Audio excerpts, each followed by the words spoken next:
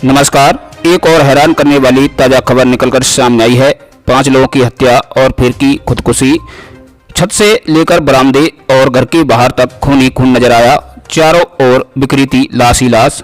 इसको देखकर हर कोई हैरान हो गया। उत्तर प्रदेश के मैनपुरी से एक ऐसी घटना निकलकर सामने आई है जिसने सभी को हिलाकर रख दिया है। पूरे गांव में हड़कंप मचा हुआ है। एक ही परिवार के 5 लोगों की निर्मम तरीके से हत्या कर दी गई। मौके पर पुलिस द्वारा जांच पड़ताल की जा रही है।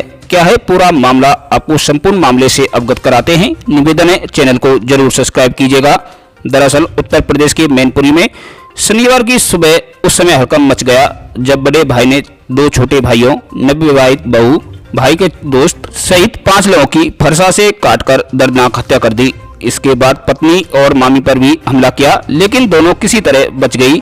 हत्याओं को अंजाम देने के बाद खुद को भी गोली मारकर आत्महत्या कर ली। पूरा मामला मैनपुरी के गांव अरसारा का है, जहां के निवासी सुभाष के घर पर शुक्रवार को दूसरी बहू आई थी।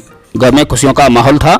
नई नवेली दुल्हन के साथ दूल्हे ने देर शाम तक सभी रस्में पूरी की। इस दौरान हंसी खुशी का माहौल देर रात तक मातम में बदल गया। शनिवार की सुबह अचानक शादी की खुशियां चीख पुकार में तब्दील हो गई। बुधवार 21 जून को बेटे सोनू की शादी से पहले सुभाष यादव ने गांव वालों को दावत दी। साथियों, घर में खुशियों का माहौल बना था। अगले दिन 22 जून को सोनू बारात लेकर अपनी दुल्हन सोनी को लेने के लिए गया था और 23 जून को शुक्रवार बारात घर वापस आ गई। इसके बाद दोस्तों रात करीब 2-2:30 बजे तक सभी लोग सो चुके थे, या यूं कहें कि कोल्ड ड्रिंक पीने के बाद वह नशे में थे। सोनू पत्नी सोनी के साथ छत पर सोने के लिए चला गया। वहीं उसका भाई बुल्लन अपने दोस्त और अपने जीजा के साथ बरामदे में मंडप के पास ही पड़े गद्दे पर लेट गया।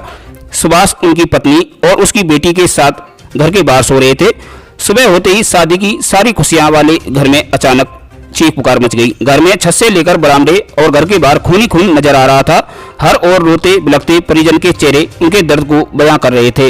साथियों, शनिवार की सुबह बड़े भाई ने 2 छोटे भाइयों, नवविवाहित बहू, भाई के दोस्त सहित 5 लोगों की फरसा से काटकर हत्या कर दी।